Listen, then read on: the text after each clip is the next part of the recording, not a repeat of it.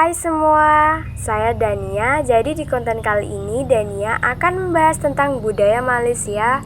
Mungkin dari kayak bagaimana sekolah kat Malaysia itu.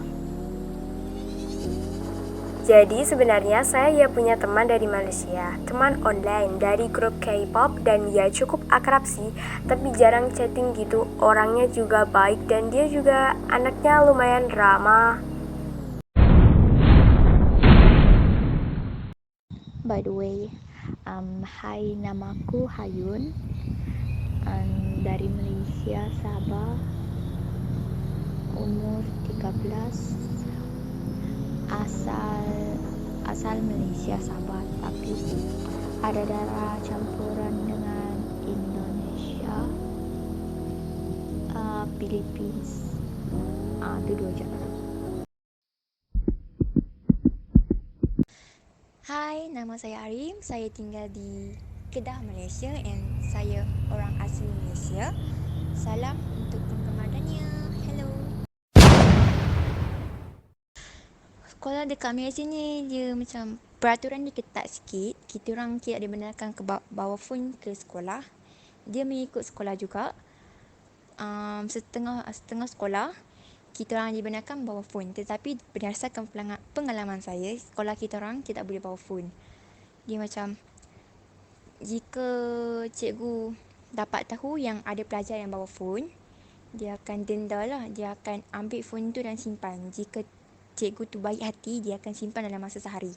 Jika dia sekarang macam tegas, dia akan simpan dalam seminggu macam tu. Tapi kalau macam guru tu terlalu tegas, dia akan simpan sehingga habis tahun sekolah lah. And kita orang dapat ambil phone tu balik bila dah habis sekolah. Pelajar lelaki tidak dibenarkan menyimpan rambut panjang. Mereka harus selalu memotong rambut biar jadi pendek. Mereka tidak boleh melebihi dahi. Yang ketiga, pelajar lelaki juga, dia orang harus memakai baju seragam sekolah dengan memasukkan baju di dalam seluar. Dia macam, kalau cikgu dapat tahu yang dia tak letak dalam seluar, dia akan denda lah. Mereka akan mengikut sekolah lah denda-denda tu. Yang lebih, kita orang tidak boleh pakai baju ketat-ketat. Dia macam, baju harus besar, longgar, tudung harus labuh. And then stokin kita orang harus panjang. Setiap lelaki ataupun perempuan, stokin harus panjang dan kuku harus pendek. Guru di seperti saya lihat di social media, antara perbezaan sekolah Malaysia dan Indonesia. Di Indonesia sepertinya macam, selalunya saya nampak dia macam menyeronokkan. Cikgu macam guru bermain dengan pelajar, tetapi di Malaysia guru sedikit tegas. Kami tidak dapat bebas lah, lebih kurang macam tu. Ya. Dekat Malaysia juga ada tempat yang untuk melancong yang orang asing selalu datang. Berdasarkan tempat yang saya tinggal adalah Pulau Langkawi. Pulau Langkawi terletak di Kedah.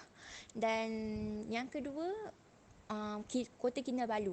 Kota Kinabalu terkenal di antara orang-orang yang selalu datang melancong daripada luar negara. Dia orang akan pergi ke Kota Kinabalu. Yang ketiga, Johor Bahru. Johor Bahru juga terkenal diakibatkan Legoland, salah satu waterpark yang popular dekat Malaysia. Bukan saja dekat Malaysia, jika dekat luar negara pun popular. Dan Pulau Pinang.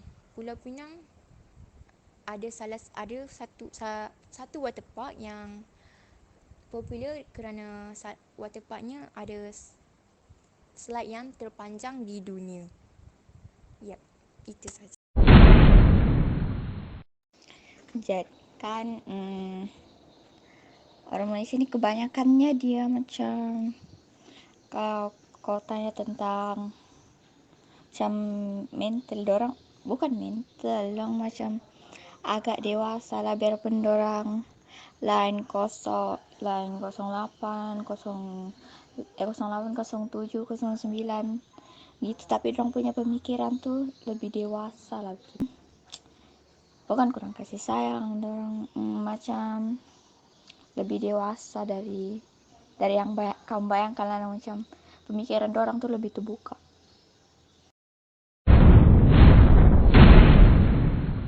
Satu negeri daerah dia ada bahasa tersendiri, tapi yang lebih menonjol bahasa Malaysia lah, bahasa Melayu. Yang kan kalau aku tinggal di Sabah, jadi aku boleh cakap bahasa Malaysia ya, bahasa